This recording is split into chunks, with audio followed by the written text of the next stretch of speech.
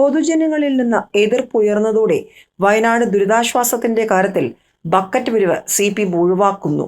എന്ത് അത്യാപത്തുണ്ടായാലും പിറ്റേന്ന് തന്നെ ഒരു ചുവന്ന കൊടിയും ചുവന്ന ബക്കറ്റുമായി വീടുകളും സ്ഥാപനങ്ങളും കയറിയിറങ്ങി ഒരു കണക്കുമില്ലാതെ പണം പിരിച്ചെടുക്കുന്ന പരിപാടിയിൽ നിന്ന് ഇക്കുറി വിട്ടുനിൽക്കാനാണ് പാർട്ടി സെക്രട്ടറി MV ഗോവിന്ദൻ നിർദ്ദേശം നൽകിയിരിക്കുന്നത് എന്നാണ് ജന്മഭൂമി അടക്കമുള്ള മാധ്യമങ്ങളുടെ വിമർശനം. ദുരിതാശ്വാസ നിധിയിലേക്ക് CPM നേരിട്ട് പണം സ്വീകരിക്കില്ലെന്നും വീടുകൾ കയറിയുള്ള പിരിവ് ഉണ്ടാകില്ലെന്നുമാണ് MV ഗോവിന്ദൻ അറിയിച്ചത്. പകരം മുഖ്യമന്ത്രിയുടെ ദുരിതാശ്വാസ നിധിയിലേക്ക് സംഭാവന ചെയ്യണമെന്ന ആഹ്വാനവുമായി വീടുകളും സ്ഥാപനങ്ങളും കയറി ബോധവൽക്കരണം നടത്തും. 10-11 തീയതികളിലാണ് പാർട്ടി നേതാക്കളും പ്രവർത്തകരും വീടുകൾ കയറുക. പാർട്ടിയുടെ ഒരു ഘടകങ്ങളും ഒരു കാരണവശാലും ഇതിനിടെ പണം സ്വീകരിക്കരുതെന്നാണ് പാർട്ടി സെക്രട്ടറി നിർദ്ദേശിച്ചിട്ടുള്ളത്. പാർട്ടിയുടെ കീഴ് ഘടകങ്ങൾ ബക്കറ്റിൽ കൈയിട്ടുവായിരുന്നുവെന്ന വ്യാപക പരാതി നേരത്തെ ഉയർന്നിട്ടുള്ളതാണ്. മാധ്യമപ്രവർത്തകനെ കാറിടിച്ച് കൊലപ്പെടുത്തിയെന്ന കേസിൽ പ്രതിസ്ഥാനത്തുള്ള ഉദ്യോഗസ്ഥരായതിനാലാവാം ഡോക്ടർ ശ്രീറാം വെങ്കിട്ടരാമന്റെ പേര് പബ്ലിക് റിലേഷൻസ് വകുപ്പ് പെട്ടെന്നൊന്ന് ചുരുക്കിയോ എന്ന പുതിയ ചോദ്യങ്ങൾ. കഴിഞ്ഞ ദിവസം പുറത്തിറക്കിയ പത്രക്കുറിപ്പിൽ ഡോക്ടർ ശ്രീറാം V എന്നാണ് ചേർത്തിരിക്കുന്നത്. ഉരുൾപൊട്ടലുമായി ബന്ധപ്പെട്ട മുഖ്യമന്ത്രിയുടെ ദുരിതാശ്വാസ നിധിയിലേക്ക് ലഭിക്കുന്ന സംഭാവനകളും അനുബന്ധ വിഷയങ്ങളുമായി ബന്ധപ്പെട്ട് പൊതുജനങ്ങളിൽ നിന്നുയർന്ന അന്വേഷണങ്ങൾക്ക് മറുപടി നൽകുന്നതിന് ധനവകുപ്പിൽ രൂപീകരിച്ച താൽക്കാലിക പരാതി പരിഹാര സെല്ലിന്റെ തലവനാണ് ഡോക്ടർ ശ്രീറാം വെങ്കിട്ടരാമൻ. മുഖ്യമന്ത്രിയുടെ ദുരിതാശ്വാസ നിധിയുമായി ബന്ധപ്പെട്ട് ധനവകുപ്പ് രൂപവൽക്കരിച്ച പരാതി പരിഹാര സെല്ലിന്റെ ചുമതല ശ്രീറാം V IAS നൽകിയതിനെ വിമർശിച്ച് VT ബൽറാം. എല്ലാവരും ഒരുമിച്ച് നിൽക്കേണ്ട സമയമാണിത്. പല കാരണങ്ങൾ കൊണ്ട് സ്ഥിരം വിവാദ നായകനായ ഒരാളെ ദുരിതാശ്വാസ നിധിയുമായി ബന്ധപ്പെട്ട ഒരു പ്രധാന ചുമതല നൽകിയത് ഉചിതമാണോ എന്ന് മുഖ്യമന്ത്രി വിലയിരുത്തണമെന്നും ശ്രീറാം വെങ്കിട്ടരാമനെ നിയമിച്ച മുഖ്യമന്ത്രി വിലയിരുത്തണമെന്നും അദ്ദേഹം ഫേസ്ബുക്കിൽ കുറിച്ചു. ഞായറാഴ്ചയാണ് ധനവകുപ്പ് ദുരിതാശ്വാസ നിധിയുമായി ബന്ധപ്പെട്ട പരാതികൾ പരിശോധിക്കാൻ താൽക്കാലിക സമിതി രൂപീകരിച്ചത്. ഇതിനായി മൊബൈൽ നമ്പരും ഇമെയിൽ വിലാസവും പുറത്തിറക്കി. മുഖ്യമന്ത്രിയുടെ ദുരിതാശ്വാസ നിധിക്കെതിരായ പ്രചാരണത്തിന് പിന്നാലെ അഖിൽ മാരാർക്കെതിരെ കേസെടുത്ത് പോലീസ്. ഇൻഫോപാക്ക് പോലീസാണ് അഖിൽ മാരാർക്കെതിരെ കേസെടുത്തിരിക്കുന്നത്. അങ്ങനെ വീണ്ടും കേസ്. മഹാരാജാവ് നീണാൾ വാഴട്ടെ എന്നാണ് അഖിൽ ഫേസ്ബുക്കിൽ കുറിച്ചത്. പോസ്റ്റ് വന്നതിന് പിന്നാലെ നിരവധി ആളുകളാണ് പ്രതികരണവുമായി എത്തിയത്. ചുരുങ്ങിയ സമയം കൊണ്ട് പോസ്റ്റ് സോഷ്യൽ മീഡിയയിൽ വൈറൽ ആവുകയും ചെയ്തു.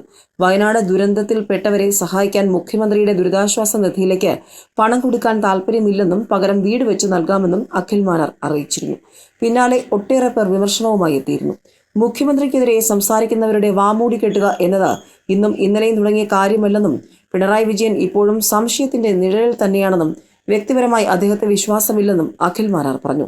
1 ലക്ഷം രൂപ മുഖ്യമന്ത്രിയുടെ ദുരിതാശ്വാസ നിധിയിലേക്ക് നൽകി മറ്റുള്ളവരെ പോലെ ഫേസ്ബുക്കിൽ വിവരം പോസ്റ്റ് ചെയ്താൽ ഒരുപാട് പേർ കൈയടിക്കും. ആരും കുറ്റമൊന്നും പറയില്ല. മറ്റുള്ളവർക്ക് സ്വീകാര്യനാവുകയും ചെയ്യും. എന്നാൽ സഹായത്തിന്റെ വ്യാപ്തി കഴിയുന്നത്ര കൂട്ടാനാണ് താൻ ശ്രമിച്ചതെന്ന് അഖിൽ മാരാർ തന്റെ വീഡിയോയിൽ വ്യക്തമാക്കി. നാട്ടുകാരുടെ പണം പിരിച്ച് സ്വന്തം പേരിൽ വീട് വെച്ച് നൽകുന്ന രീതിയിൽ സോഷ്യൽ മീഡിയയിൽ ഒട്ടേറെ പോസ്റ്റുകളുണ്ട്.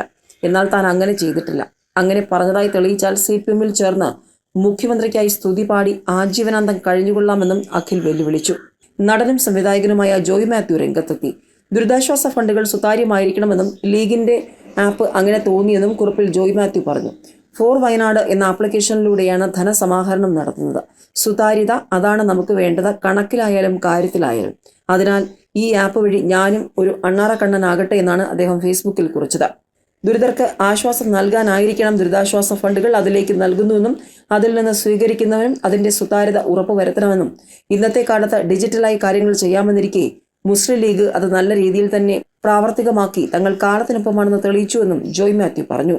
വയനാടിനായി സാലറി ചലഞ്ച് നിർദ്ദേശവുമായി സംസ്ഥാന സർക്കാർ. വയനാടിന്റെ പുനരധിവാസം ഉറപ്പുവരുത്തുന്നതിനായി ശമ്പളത്തിൽ നിന്ന് വിഹിതം നൽകണമെന്ന് മുഖ്യമന്ത്രി പിണറായി വിജയൻ ആവശ്യപ്പെട്ടു. സർവീസ് സംഘടനകളുടെ യോഗത്തിലാണ് മുഖ്യമന്ത്രി ഇക്കാര്യം നിർദ്ദേശിച്ചത്. 5 ദിവസത്തിന് മുകളിലുള്ള ശമ്പളമാണ് സംസ്ഥാന സർക്കാർ ലക്ഷ്യമിടുന്നത്. ഉരുൾപൊട്ടലിൽ ജീവിതം വഴിമുട്ടിയ ആളുകളുടെ പുനരധിവാസത്തിനായി 1000 കോടി രൂപയെങ്കിലും വേണമെന്നതാണ് സംസ്ഥാന സർക്കാർ കണക്ക് കൂട്ടുന്നത്. 5 ദിവസത്തെ ശമ്പളം സംഭാവനയെ നൽകണമെന്ന മുഖ്യമന്ത്രിയുടെ നിർദ്ദേശത്തെ ഫെറ്റ് സ്വാഗതം ചെയ്യുന്നുവെന്ന് സംസ്ഥാന പ്രസിഡന്റ് SK ജയകുമാർ അറിയിച്ചു.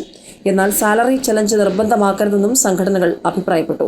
ചലഞ്ച് താൽപ്പര്യമുള്ളവർക്കായി പരിമിതപ്പെടുത്തണം. ജീവനക്കാർക്ക് ലഭ്യമാകേണ്ട ആനുകൂല്യങ്ങളിൽ നിന്ന് തവണകളായി നൽകാൻ സർക്കാർ അനുവാദം നൽകണമെന്നും സ്വമേധയാ നൽകുന്ന സഹായത്തെ സംബന്ധിച്ച് ജീവനക്കാർക്കും അധ്യാപകർക്കും സ്വന്തം നിലയിൽ തീരുമാനമെടുക്കാൻ അവസരം ഉണ്ടാകണമെന്നും ഫെറ്റോ ആവശ്യപ്പെട്ടു.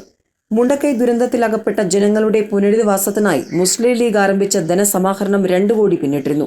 പദ്ധതിയിലേക്ക് ആദ്യ ഫണ്ടായി 50 ലക്ഷം രൂപ തിരുനാവായ സ്വദേശി ബാബുവാണ് നൽകിയത്. അതേസമയം മുസ്ലിം ലീഗ് നടത്തുന്ന ധനസമാഹരണത്തെ പ്രശംസിച്ച് ശമ്പളം കൊടുക്കാൻ പോലും കഴിയാത്തത്ര പ്രതിസന്ധി നേരിടുന്ന vegetable and fruit promotion council chief executive ഓഫീസറുടെ കാലാവധി നീട്ടാൻ കൃഷി വകുപ്പിന്റെ അടിയന്തര യോഗം. 2021 വരെ സാമ്പത്തിക പ്രശ്നങ്ങൾ ഇല്ലാതിരുന്ന സ്ഥാപനം പുതിയ CEO വന്ന ശേഷമാണ് പ്രതിസന്ധിയിലായത്.